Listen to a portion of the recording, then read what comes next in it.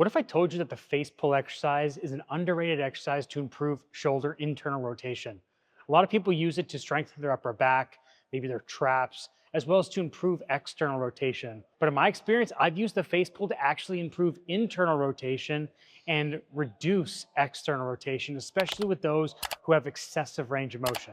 Today, we're talking about why the face pull improves internal rotation, some of the compensations you may commonly see for those who are missing that internal rotation, and how to do it effectively.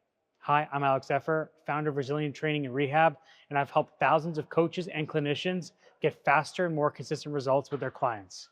Let's get into it. The face pull is commonly used for shoulder rehab exercises to improve shoulder posture, especially for those who have a rounded shoulder, but it's important to appreciate that there's so much more to it. I had a client recently who had excessive amount of external rotation of the shoulder, but very limited internal rotation. The reason why that happens is because if the shoulder is squeezing backwards, we're going to change the socket position. So think about if my shoulder is rounded forward, the socket's going to face more forward. If I squeeze the shoulder blade back, that's going to face the socket upwards and out. And so when that happens, that's going to change how our shoulder is going to move. So this client in particular had crazy amount of external rotation, but zero internal rotation just based on that shoulder position.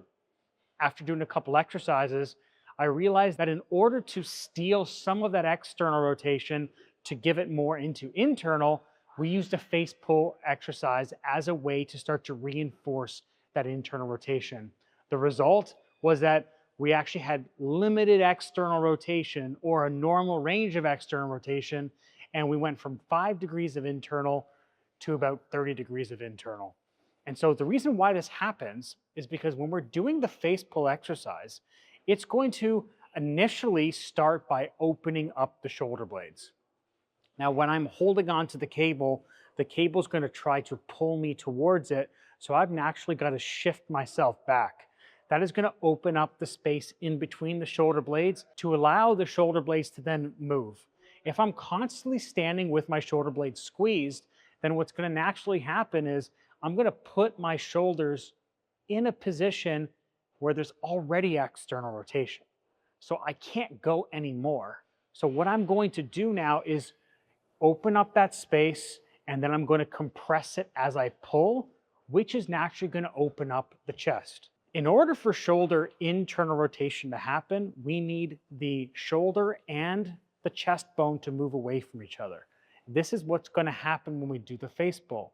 Now, the thing to remember is that when we're doing the face pull, we don't want to flare our ribs, which is just another compensation for somebody who doesn't have that internal rotation, and push the head forward. When you see people do the face pull, you'll see their head shoot forward as they're pulling back. That's just a compensation because they're just shrugging their shoulders up, which again is just another way that people cheat for that lack of internal rotation of the shoulder.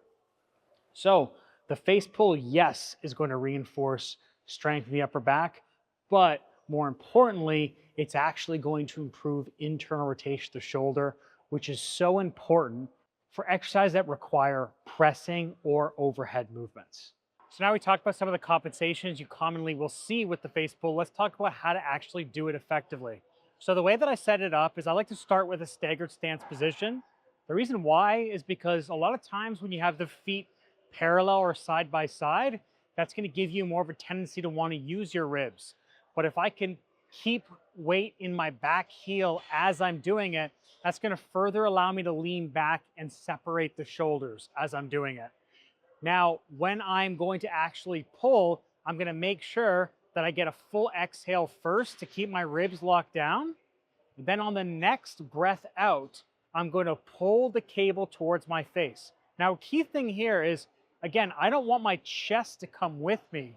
So I want my back to stay open, and then my shoulder blades are going to move around it. So a lot of times people will pull with their shoulder blades, and that's when their rib cage shoots forward.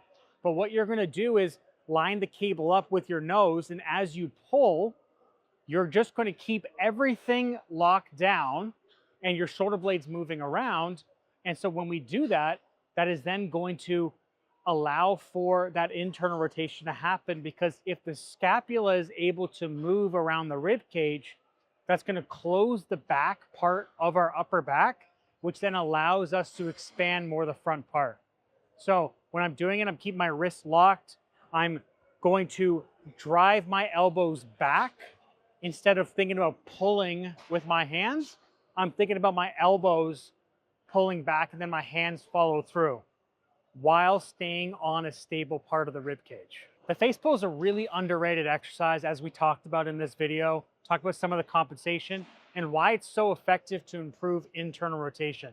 If you want to learn more about exercises like this, how we can categorize them and progress them, but check out my roadmap to exercise selection, where we break down a bunch of exercises like squats, hinges, presses, even rows, and how to progress them effectively based on biomechanics and some of the concepts that we talked about today. Thank you so much for listening. Don't forget to like, save, and subscribe, and I'll see you next time.